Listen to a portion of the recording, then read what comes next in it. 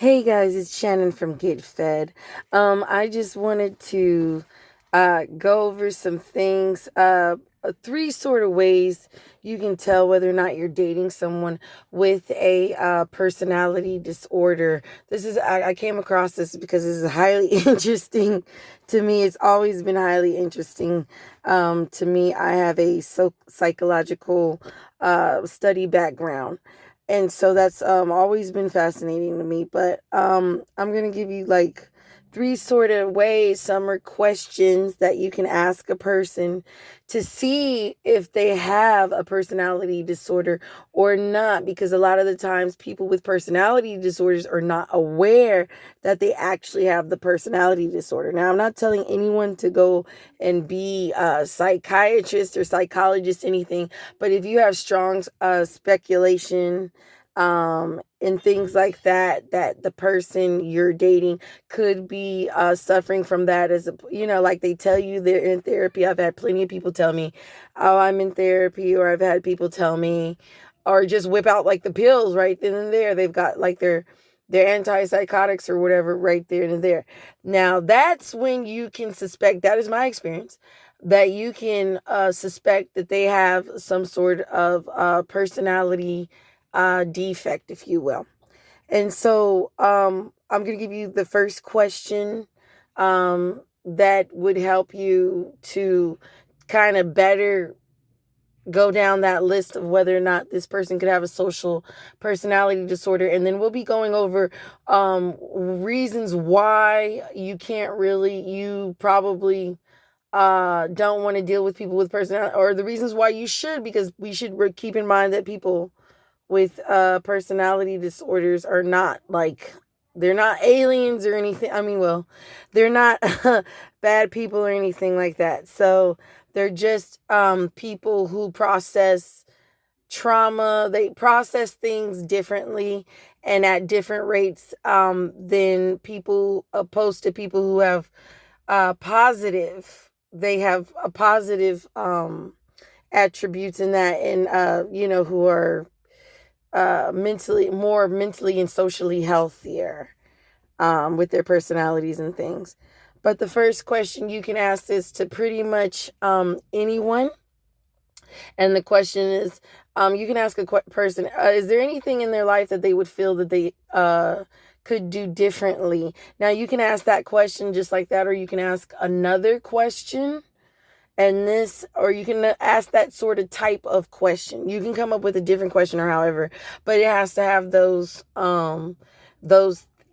characteristics in there that say, okay, because a narcissist person, I have gone out with tons of narcissists.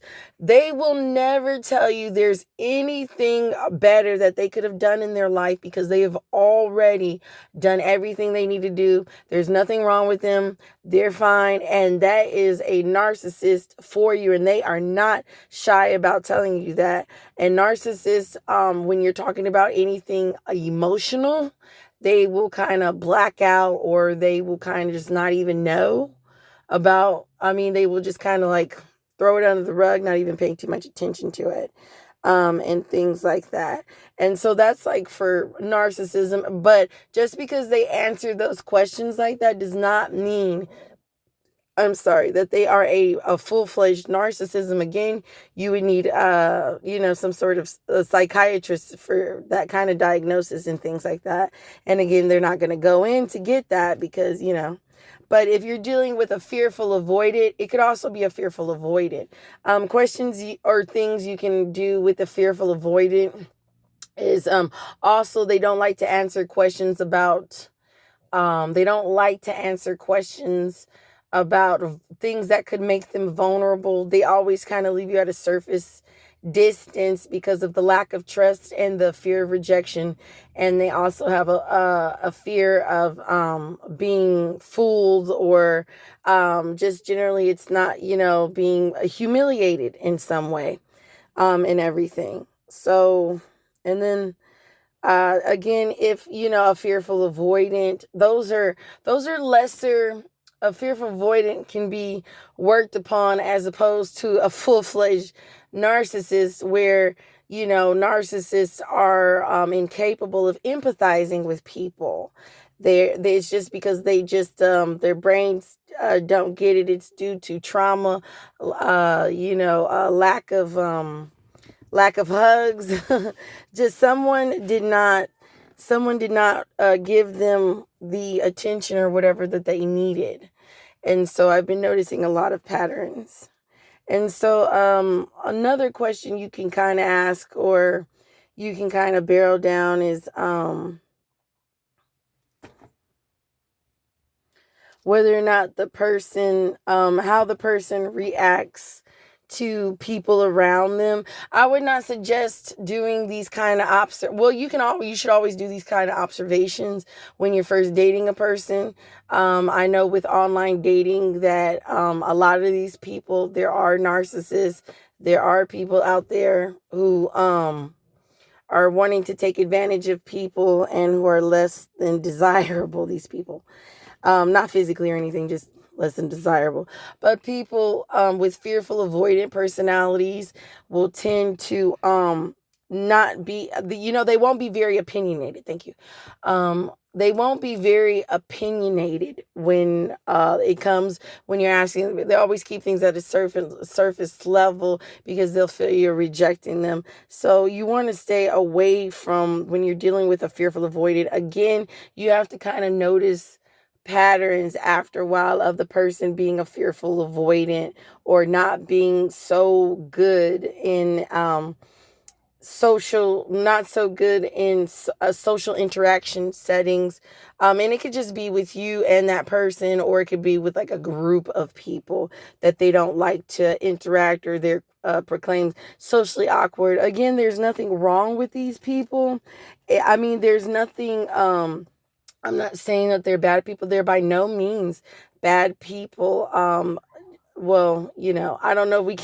Narcissists are not necessarily bad people either. There's just a lacking there that would consist of not something that they just missed the boat on that one. Somebody for them just missed the boat on that. And I would not suggest dating a narcissist at all, because everybody says cut and run with the narcissist, unless you're a narcissist. If you're a narcissist and you're dating a narcissist, more power to you. But more than likely, a narcissist is not going to date another narcissist, because they wouldn't give the proper attention to each other. And it would be kind of funny because they both would want to gaslight each other, or it would be funny, like but they're perfect for each other, but it wouldn't work, because they would need a punching bag, and they wouldn't let each other be the punching bag, because it'd be a contest of who cared less, and they both win. It'd be a tie. But people who have a fearful, avoidant personality or a dismissive personality, these people are dateable. I noticed that the anxious, avoidant personality tends to be more, their love language is doing stuff for them and spending quality time. So they're a bit clingy. So if you're not a clingy person, and you don't really like doing stuff with your significant other, that may not be the type of person for you, because they like they like closeness and everything. My husband was probably an anxious avoidant. We were two anxious avoidants probably together, but or just like, but in a positive way. I can't even say we were that, because it was just it was possible. We took our love into the mental stability, and it was mentally healthy. Our relationship, it was socially, mentally healthy, and everything like that. I'm going to be doing a video later on how to not get bored in your marriage after the first 5, and then 10 years, and then the next 5 after that. So that should be fun. I think I've got some stuff that I haven't heard before. But yes, but can you date these people? You just want to basically ask them questions. You have to get them to open up and talk. Like, again, I would not say using this per se on an adolescent or anything. This should not be for kids. I'm not going to list it as for kids or anybody like None of my videos are this grown folk talk. But we they're gonna you have to get these people to talk. And the more you can get them to talk, the more you can find out things about them. But you want to put them in settings that would critique to what you believe they might have. Now, depressed people or people with bipolar, because we know personality disorders are a bit different from mental disorders. They go down the chain of mental disorders, but a personality disorder is different from a mental disorder, because a mental disorder has more to do with the chemical makeup imbalances in the brain that you may not have to deal with, like, unless it's like drug use or something. Those can mess up chemical imbalances in the brain. And then yes, those are chemical imbalances in the brain that, medication might be helpful for. I know that I was diagnosed with bipolar and bipolar and everything. And, medication can be useful for that and everything. But, you don't want to go around. This is strictly just info, guys. This is like my opinion and my experience on the matter. I am not a doctor, and I don't advise that anyone be a doctor, but you can make for speculations, and then it might give you some sort of information or closure. I don't know what your circumstances or whatever, but but you really want to just ask questions generally to put them in that space, not put them in the space. They're not in a box or anything. We're not putting anybody in a box, but you just generally want to be able to notice how they act in social settings, how they act to certain questions regarding emotions or feelings and things like that. And if there's an awkwardness, I guarantee you that there's an inner issue. And that has been most, but and then what can we do for these people? Biblically, all you can do is pray for these people, and at the end of the day, it's deciding whether or not you actually have the fortitude to deal with this kind of with these kind of issues. Personality disorders being some of them slightly better than full-on mental issues, that coupled with counseling and medication should be better and alleviate that. But you can just basically pray for these people, and you figure out whether or not you want to date them. I would not advise dating a narcissist, especially an old narcissist. No, God would not advise that either. He would not advise anyone to be with someone who's uncompromising, or someone who does not want to make a change or feel like they should make a change. You don't even want to deal with that issue.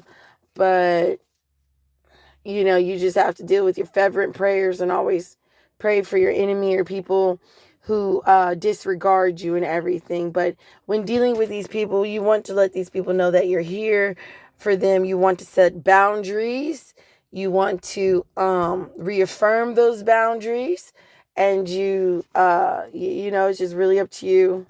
But yeah, those are some helpful ways. And online dating, what would I say about online dating? I get a special, let me see, I could do a special shout out to some people. I'm not gonna, but if you can online date, what you want to do in the filters is you want to put people who are recently coming to the site. Now, that doesn't mean that they're new to online dating or anything. Some people are actually beware of vultures out there online dating. That's why I don't really advise that. I really advise meeting people in person the good old-fashioned way, because that is the way I am, and that's the way I would prefer it. But that's neither here or there. What you can do when you do online dating as well is just basically listening to people. You know that guys or girls who say they're not, well, I think it's a little trickier for girls, because, well, for guys who are meeting girls who have less than pure motives, And so I know that guys are like, oh my God, how can I tell? And these are sweet guys and stuff like that. And the world, the world handed you a rotten egg. I get it. I get it.